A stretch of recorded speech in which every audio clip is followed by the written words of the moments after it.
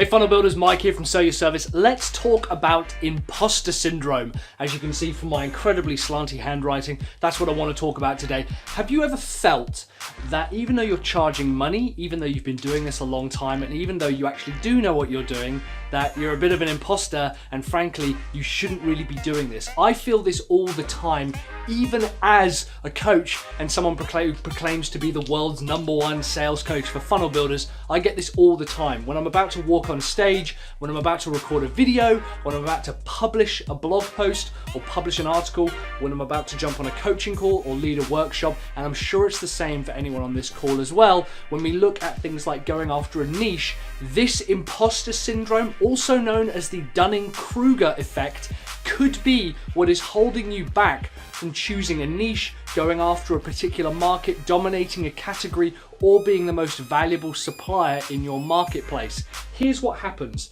When we experience a little bit of what it is that we can do, we tend to overvalue what it is that we actually can do, and then there's a very quick dip where we realize actually we don't know what we're doing, and there's loads of people out there who have got the same level of experience, and that they seem to be charging less, or they seem to be doing more, or they're younger than us, or they're older than us, and all these other cognitive biases. So I want to go into the Dunning-Kruger effect and explain why imposter syndrome, if you feel it, actually is a sign that you know what you're doing and how we can get over this.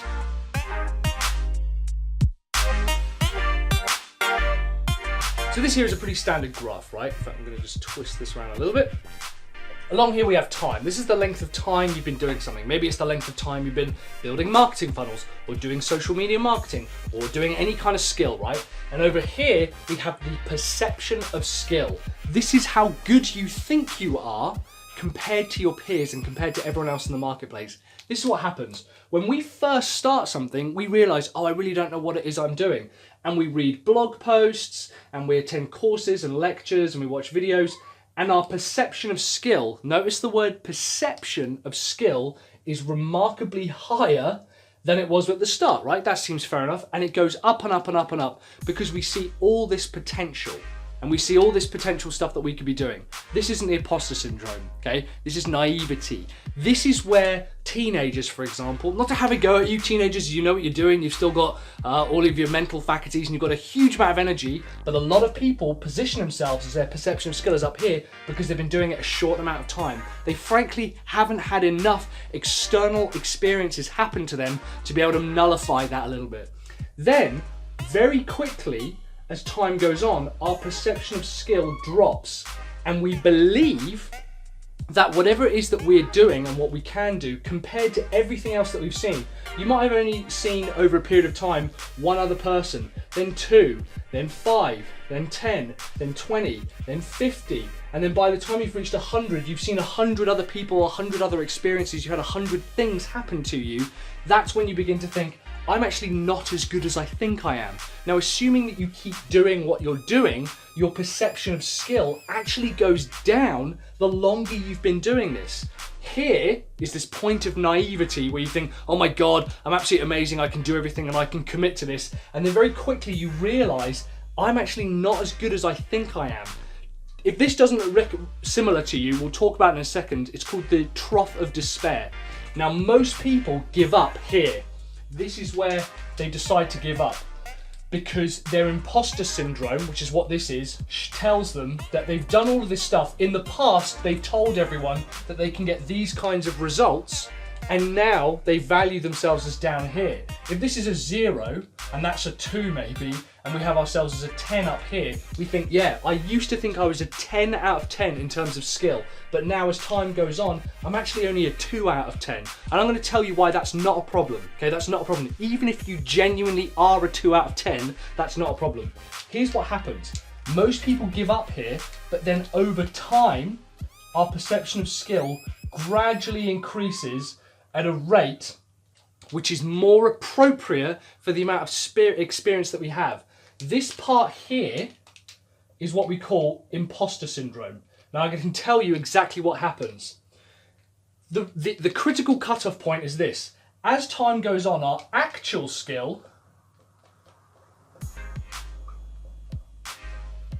in red slowly goes up over time, right? course it does. We attend seminars and events, and you'll see there's a crossover point. This crossover point, when our actual skill, we measure it as beneath what our actual skill is, our perception is beneath what our actual skill is, that's what we call imposter syndrome. And it can take right up until this point here, way into the future, where we begin to value what it is that we can do. Now, this part here is something else that you can call entirely, and we'll talk about that another time. All of this here is called the Dunning-Kruger effect, and as time goes on, your experience then begins to go up again. Now, does anyone recognize this model, particularly the green? In the past, and as I mentioned before, we call that the trough of despair. Here's what happens. You think, I'm gonna go after a brand new market, or I'm gonna go join the gym, or I'm gonna start a diet, or I'm gonna start blogging every day, or creating a video. Our perception of skill, or also known as return, goes up very, very quickly. We think, yeah, I'm gonna go to the gym 6 times a day. I'll give myself Sundays off and I'm gonna go to the gym 6 times a day. And we get to this point and we realize, the level of return that I'm getting is not as high as I anticipated. Therefore, we plow into this trough of despair. We plummet, into this trough of despair. And this is where most people quit. This area here, the imposter syndrome and the trough of despair, is where most people quit because they believe that they can't then get the results that they want. They way overestimated what it is that they were going to get. They way overestimated what it is that they're going to achieve. They also overestimated how good they are. This is where most people quit. And instead, what you've got to do is continue working through that awkward phase where you think, oh my God, I really don't know if I can do this. There's so many people out there who are way better than me. Like I said, I'll come on to that in a minute because that's not that big a deal. But when we are working through that process, eventually our perception of skill and what it is that we do can match up. Now, occasionally, our perception of our actual skill and our perception of skill can be slightly off. It might end up looking a little bit something like this, where our actual skill is, slowly goes up, but our perception is still slightly below. Remember, green is perception of skill. That's fine, but this dip here before the gradual climb, that's the real problem. That's the trough of despair. And we've seen this happen when people join a new gym, when they start a diet, when they go after a new niche. They think, oh my God, this is so easy. I absolutely love doing this. My perception of skill or the perception of return is super, super high. And then you realize as time goes on, oh my God, I'm not getting quite the results I expected. And I end up around here. Now, assuming you do believe yourself, here's the interesting thing. Most people believe that out of the skill set, 10 being the best of the best, most people place themselves, and I'd be interested actually for you to do this, where do you place yourself? If everyone in the world is out of 10, a skill set for your particular niche, for your particular market, where do you put yourself? Most people put themselves at a 3 or 4 out of 10. I think, well, there's so many people out there who are really good. And depressingly, I get people email me all the time. They say, Mike, you've got these videos, you must really know what you're doing. And I kind of feel like I can't do videos. And I have to openly say, I guarantee you're a better funnel builder than me. I guarantee you're a better funnel builder than me. If you for some reason think I'm a 6 or a 7, which is insane to me, I don't think I am. I think in terms of building funnels, I am way down there. In terms of sales, I am way down there. Now remember, that's because I've been doing this a long time, so my perception is actually slightly lower than it probably is. That's fine. Even if you do think you are a 3 or a 4 out of 10, that's the biggest part of the market. The market is made up of 5% being the top 10. Okay, so this is a 10 out of 10 here.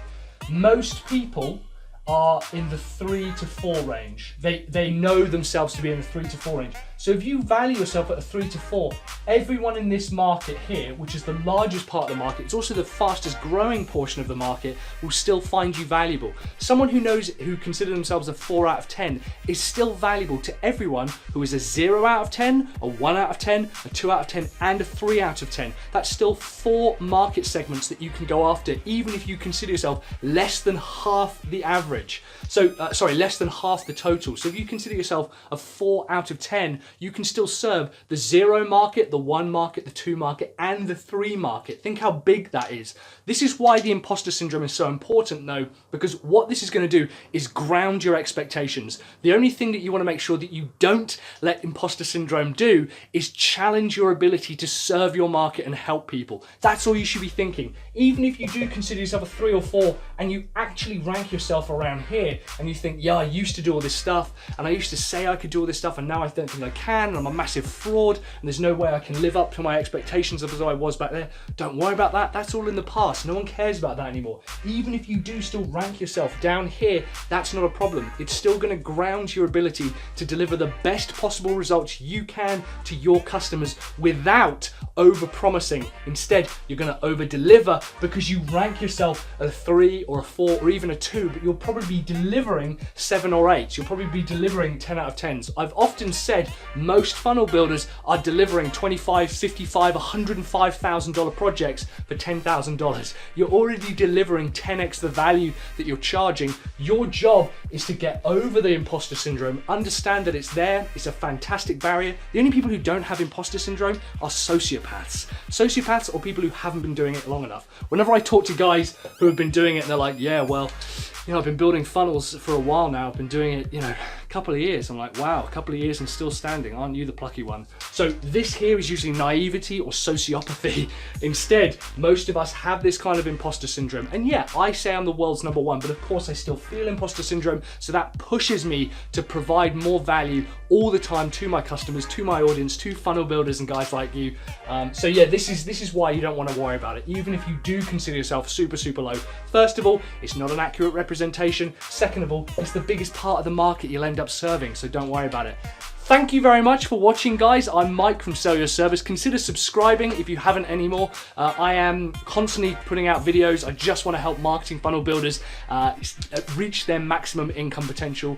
In the meantime, guys, head to the link below where I've got some training on how to find the perfect niche for your marketing funnel business. I've also got a brand new course launching, which I'll talk about in a bit. I've got a link to that below on building and running a successful and profitable marketing funnel business. So I've linked that below. I've probably got a couple of videos either side of me here talking about some other stuff, and in the meantime I will see you on the next video. Consider giving me a little like and a comment as well. If you have seen this model before, let me know in the comments because I would love to hear more about your understanding of the Dunning-Kruger effect, or if I've got it massively wrong, let me know. In the meantime, thank you very much for watching and I'll see you on the next video. Keep building those funnels.